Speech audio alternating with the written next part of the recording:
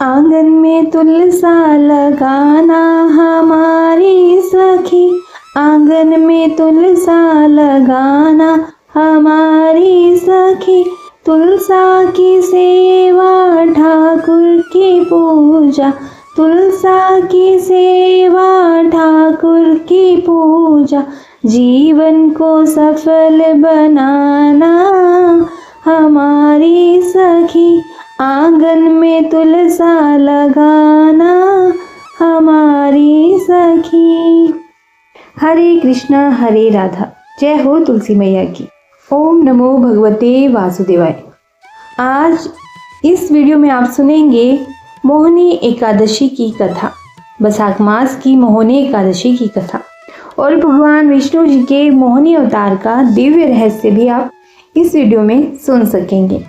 यह केवल एक मात्र कथा नहीं है, यह ईश्वर की करुणा का, धर्म की रक्षा का और भक्ति की अमर ज्योति का जीवंत चित्रण है। जिस दिन स्वयं संपूर्ण ब्रह्मांड के अधिपति भगवान श्री हरि ने मोहिनी रूप धारण करके देवताओं को अमृत पान कराया था, वह दिन था एकादशी का। उसी पुण्य तिथि का नाम है मोहिनी एकादशी। जो भी भक्त इस कथा को श्रद्धापूर्वक सुनता है या पढ़ता है, उसे सहस्त्र गांव दान, यज्ञ और तीर्थ स्नान का भी फल मिल जाता है। वह सभी पापों से मुक्त होकर भगवान विष्णु जी के धाम को भी प्राप्त करता है। क्या आपने कभी विचार किया है कि जिनकी माया से यह सृष्टि बंधी हुई है, वो स्वयं क्यों बने हुए हैं माया स्वरूप? वह कौन सी लीला थी जिसके माध्यम से विष्णु भगवान ने अधर्म को भ्रमित किया और धर्म को विजयी बनाया था?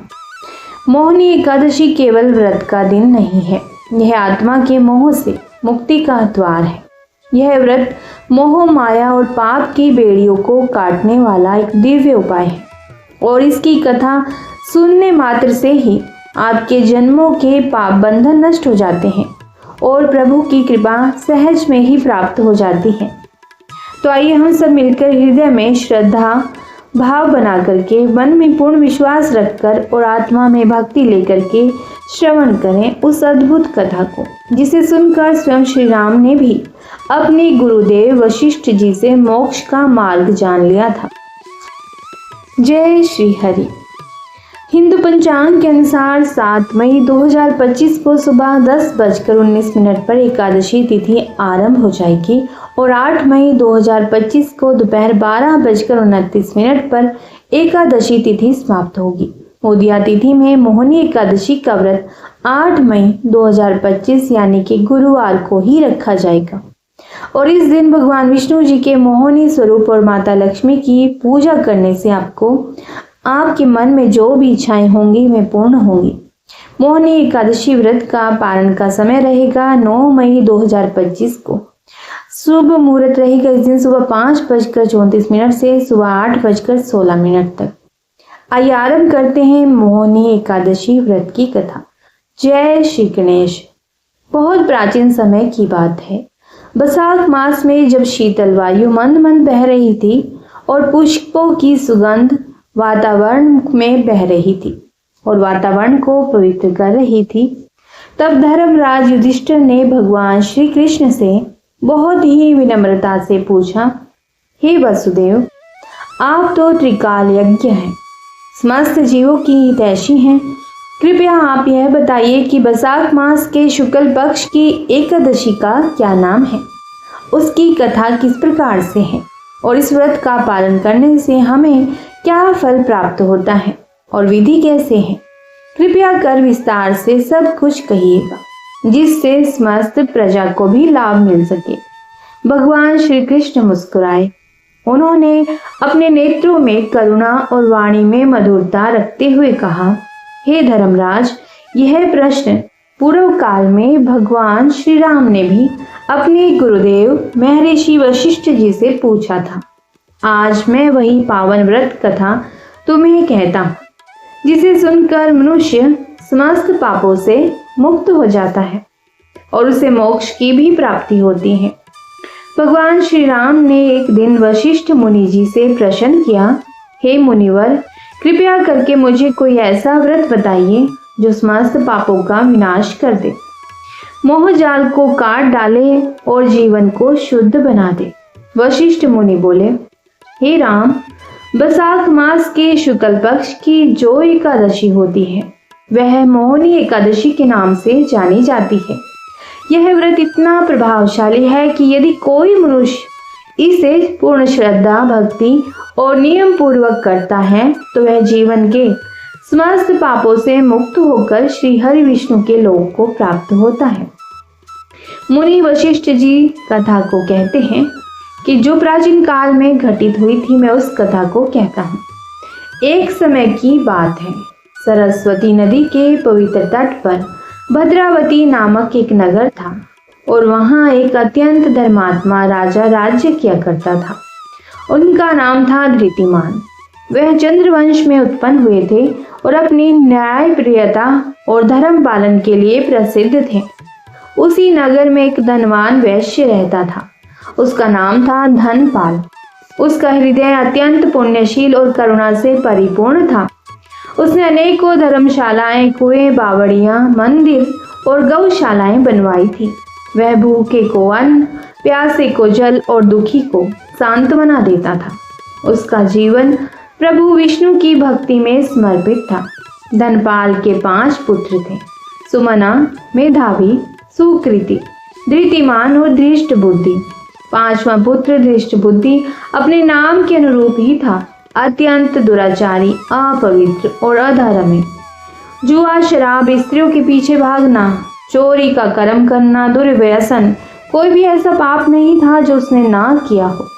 उसके व्यवहार से धनपाल का हृदय टूट गया। उसने अनेकों बार उसे समझाया भी, समझाने के बाद दंडित भी किया, परंतु जब कुछ भी असर नहीं हुआ तो उसने विवश होकर दृष्ट बुद्धि को घर से बाहर निकाल दिया। नगरवासियों ने भी उससे किनारा कर लिया। उसका जीवन अंधकारमय हो गया। ना तो उसके पास अन्न था, न वस्त्र और ना ही रहने को छत। वह दर दर भटकता, कूड़ा कचरा खाता, गलियों में सोता और पश्चाताप की आग में चलता। एक दिन भाग्यवश वह महर्षि कौंडिन्य के आश्रम में पहुंच गया। वह समय बैसाख मास का था और कौंडिन्य मुनि गंगा स्नान करके आश्रम लौट रहे थे। उनके शरीर से दिव्यता झलक रही थी। दृष्ट बुद्धि ने उनके चरणों में गिरकर करुण स्वर में कहा, हे तपोधन, कृपया कीजिए, मेरा जीवन पाप से भर गया है। मुझे ऐसा उपाय बताइए जिससे मेरा उद्धार हो जाए। कौंडिन्य मुनि ने करुणा से कहा, हे वत्स, तुमने जो पाप किए हैं उनके लिए पश्चाताप ही प्रथम उपाय है और दूसरा उपाय है मोहिनी एकादशी का व्रत। इस दिन उपवास रखो, प्रभु का स्मरण करो, रात्रि में जागो और अगले दिन ब्राह्मणों को दान दो। यह व्रत मेरु पर्वत जैसे पापों को भी नष्ट कर देता है। धृष्ट बुद्धि ने मुनि के वचनों को आत्मसात कर लिया और पूरी विधि पूर्वक मोहिनी एकादशी का व्रत किया।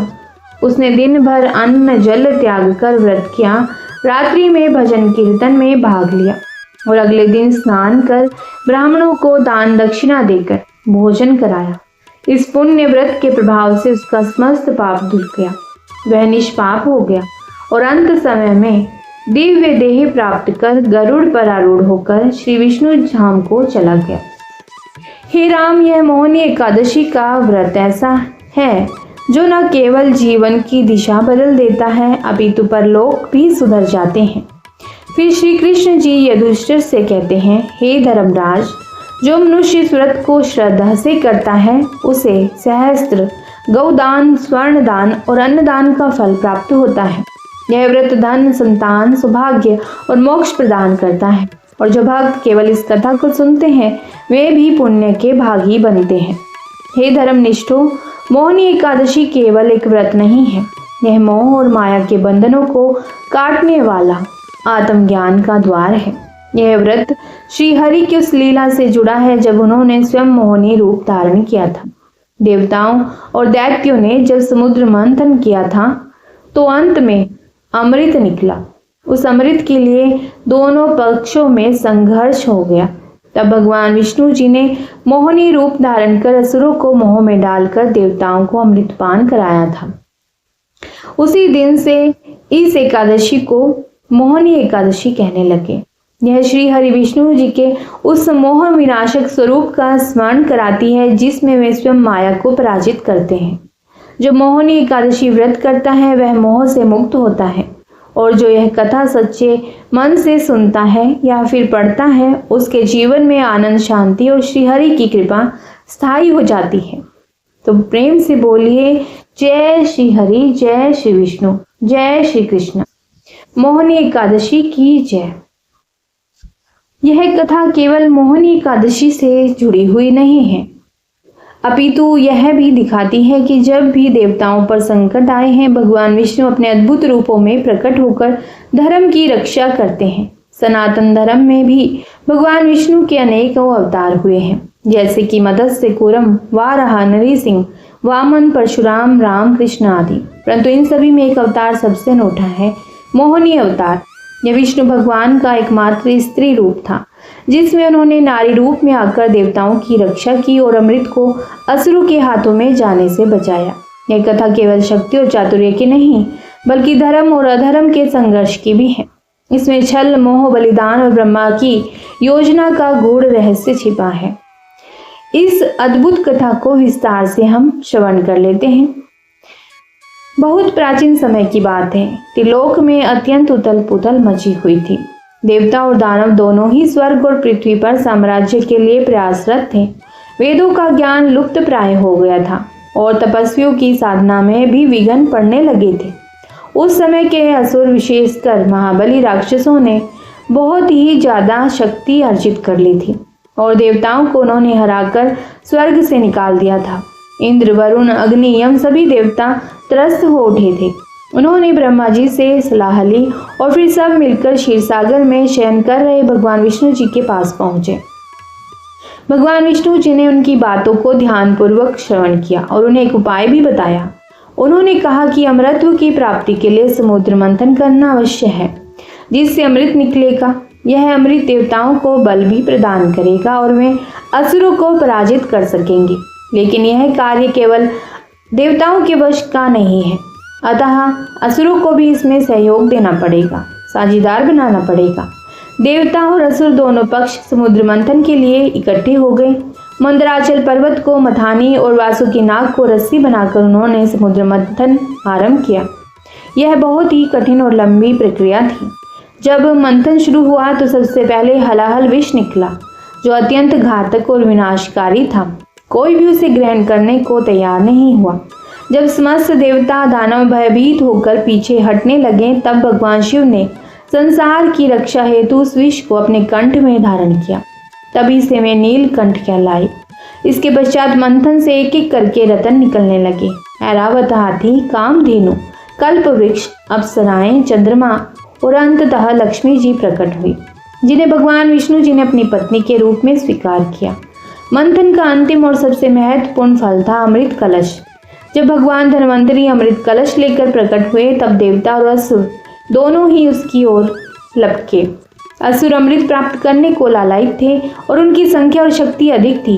देवता चिंतित हो उठे कि यदि असुर अमृत प्राप्त कर लेंगे तो उनका विनाश निश्चित है। इस संकट को दूर करने के लिए भगवान विष्णु ने एक दिव्य रूप धारण किया, मोहिनी स्वरूप। मोहिनी का सौंदर्य ऐसा था कि देखने वाला उसे देखता ही रह जाए। देवता और असुर दोनों ही उसकी ओर आकर्षित हो उठे, परंतु मोहिनी ने अपनी मधुर मुस्कान और सौम्य वाणी से सबको शांति से बिठा दिया और कहा, मैं अमृत वितरण करूंगी, लेकिन मेरी एक शर्त है कि मैं जिसे जैसा दूं वह वैसा ही स्वीकार करेगा। उसकी मधुरता और आकर्षण के वशीभूत होकर सभी असुर सहमत हो गए। मोहिनी ने चालाकी से सबसे पहले देवताओं को अमृत पिलाना आरंभ कर दिया। असुर भ्रमित होकर अपनी बारी की प्रतीक्षा करते रहे। तभी एक चालाक राक्षस स्वरभानु देवता का रूप धारण कर देवताओं के मध्य जा बैठा और अमृत पीने लगा। लेकिन जैसे ही अमृत उसके कंठ में पहुंचा, सूर्य और चंद्रमा ने उसकी पहचान कर ली और भगवान विष्णु को सूचित किया। मोहिनी रूप में भगवान विष्णु ने तत्क्षण सुदर्शन चक्र चलाया और स्वरभानु का सिर उसके धड़ से अलग कर दिया, किंतु अमृत गले तक पहुंच चुका था, अतः उसका सिर और धड़ दोनों अमर हो गए। उसका सिर राहु और धड़ केतु कहलाया। तभी से राहु और केतु सूर्य और चंद्रमा से शत्रुता रखते हैं और काल काल पर उन्हें ग्रसते भी हैं, जिसे हम ग्रहण के रूप में जानते हैं। इस प्रकार देवताओं को अमृत प्राप्त हुआ और वे पुनः बलवान हो गए। उन्होंने असुरों को पराजित कर स्वर्गलोक को पुनः प्राप्त किया। भगवान विष्णु का यह मोहिनी अवतार केवल एक स्त्री रूप नहीं था, यह सृष्टि की रक्षा के लिए रचा गया एक अद्भुत अलौकिक लीला थी।